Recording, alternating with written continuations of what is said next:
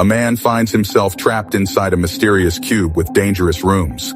While trying to find a way out, he drinks a harmful liquid by mistake. Two workers watch the prisoners from a control room and learn secrets about the cube. A group of prisoners teams up to escape, but they face scary challenges.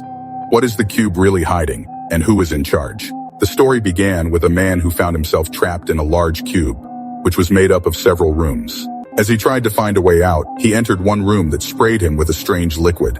At first, he panicked, thinking the liquid was acid. But when he tasted it, he realized it was sweet. Thinking it was flavored water, he drank it quickly to quench his thirst. However, the liquid turned out to be a powerful chemical base that slowly started to melt his body. Within minutes, the man died. It was then revealed that the cube was constantly being monitored from a remote control room. Two technicians, Eric and Dodd, worked there.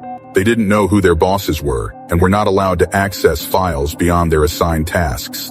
Even though they weren't supposed to ask questions, Eric became curious about the people trapped in the cube and began asking Dodd about it. Dodd, however, dismissed him and refused to talk about it. From what they knew, Eric and Dodd understood that the people inside the cube had either been condemned to death or had willingly volunteered for psychological experiments. The two technicians spent their time playing chess. Eric was especially good at it, often predicting Dodd's moves with great precision. One day, Eric and Dodd were tasked with recording and erasing the memories of a woman named Cassandra Rains. While going through her memories, Eric saw images of Cassandra walking happily in a forest with her young daughter. Their peaceful walk was interrupted when they were suddenly abducted by a masked soldier who injected them with sedatives. Before she passed out, Cassandra managed to see the soldier's face and noticed a distinct cube tattoo on his forehead. Later, she regained consciousness and found herself trapped inside the cube. She called out for help, but no one could hear her. Realizing no one would come, Cassandra began exploring the cube on her own. She eventually found another room, but when she entered, a man named Robert Haskell, another prisoner, attacked her, pinning her to the ground. He held her tightly until he realized she was also a prisoner. Inside the room, Cassandra met three other prisoners, Jellicoe, Meyerhold, and Bartok. They had been trapped in the cube for weeks. To Cassandra's surprise, Robert also had the same cube tattoo as the soldier who had captured her. However, none of them could remember their past lives or how they ended up in the cube. All of them, including Cassandra, were motivated by the same goal, escape. They decided to stick together and search for a way out. As they moved through the rooms, they tested each one carefully for danger. Bartok, at one point, threw his shoe into a room and waited to see if anything happened. When nothing seemed wrong, he assumed the room was safe and entered. Unfortunately, he was wrong. The room contained a deadly trap, and he was soon caught in a network of wires that slowly strangled and dismembered him. The remaining survivors, shaken by Bartok's death, continued their search for an escape. After some discussion, they realized that the doors of the rooms each had an English letter on them. Cassandra figured out that these letters represented coordinates, indicating the position of each room in the cube. She believed that the cube contained 26 rooms, one for each letter of the alphabet. She and the group then made another discovery. The rooms on the Z-axis seemed to be safe. Meanwhile, back in the control room, Eric grew more curious about the cube. He decided to offer Dodd a deal. He would teach Dodd various chess strategies in exchange for more information about the cube. Dodd, intrigued by the offer, told Eric about a third auxiliary exit, but refused to share more details. Eric's curiosity grew when he realized Cassandra's consent form was missing. He told Dodd that what was happening in the cube was illegal, but Dodd just ignored him. The two then noticed a photograph of Cassandra in a newspaper. It turned out she was a politician. This revelation made Eric realize that the cube didn't just target criminals, but also innocent people who were taken without their consent. Soon, Eric and Dodd received a call from their superiors, instructing them to carry out an exit procedure involving one of the test subjects, Owen. The procedure was to ask Owen questions, and depending on his answers, kill him. Owen was asked whether he believed in God, and when he answered no, he was killed instantly by fire. Watching this, Eric became terrified, realizing that anyone could be killed in the cube at any time. He decided to enter the cube himself, hoping to help the trapped people escape. Eric entered the cube via an unauthorized elevator. Once inside, he used his knowledge of the cube's layout to draw a map and memorize the rooms. Meanwhile, A superior named Jax and his team arrived in the control room. They knew Eric had entered the cube and began tracking his movements. Inside the cube, Jellicoe entered a room, but as soon as she did, the door shut behind her.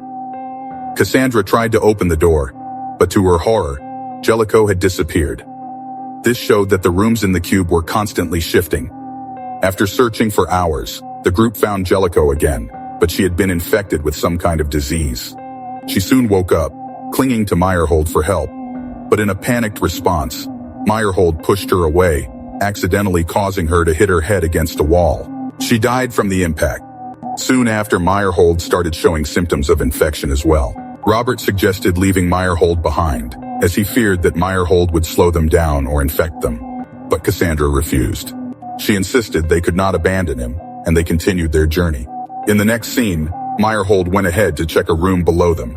Robert, however, suddenly pushed him into it. The room turned out to be dangerous, emitting a high-pitched sound that killed Meyerhold almost instantly. Cassandra was furious with Robert, accusing him of betraying them. Just as she was about to attack Robert, Eric appeared and stopped her, explaining that Robert had made the right choice because Meyerhold's infection was highly contagious. Eric then introduced himself as one of the cube's employees and shared details about the cube's operations. He explained that the people inside the cube had volunteered, although they didn't remember doing so. Robert, however, denied any involvement, stating that he had never signed up for anything. He claimed he was just a delivery boy who had been kidnapped. Cassandra then asked about her daughter, and Robert showed her some sketches he had made, claiming that he had seen her in Cassandra's memories. Overwhelmed by emotion, Cassandra attacked Robert, but Robert stopped her. He reminded the group that they needed him to find the exit. Eric assured them that he could help, as he knew the coordinates of the cube's rooms. Meanwhile, Jax's team found Eric's location in the cube. In response, Jax ordered them to erase the coordinates and trap the prisoners in one room. The group was soon confined, and Jax activated electrified walls, intending to kill them. However, Dodd unexpectedly sabotaged the system, causing a power outage that deactivated the traps and gave the prisoners a 10-minute window to escape. Eric, realizing Dodd had helped them, set a countdown timer on his watch and led the group toward the exit. Jax, furious with Dodd for his betrayal, killed him, and then accessed a chip in Robert's brain, taking control of his body. He ordered Robert to kill the others. Under Jax's control, Robert attacked the group. However, Eric and Cassandra managed to subdue him. They then found the exit room but were confronted by Robert, who attacked them once again.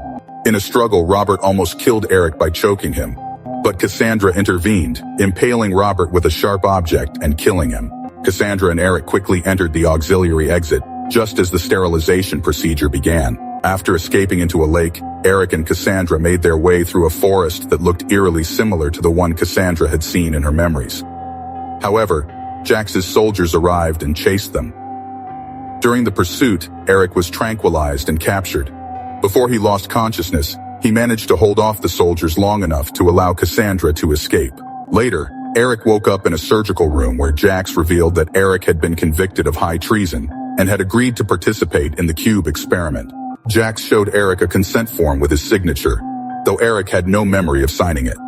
A surgeon then altered Eric's brain, and as the procedure took place, Eric dreamed of Cassandra reuniting with her daughter and calling him a hero. In the final scene, Eric, now mentally disabled, was found back inside the cube by new captives. He repeatedly spoke about the color of the room and expressed a desire to return to a different room.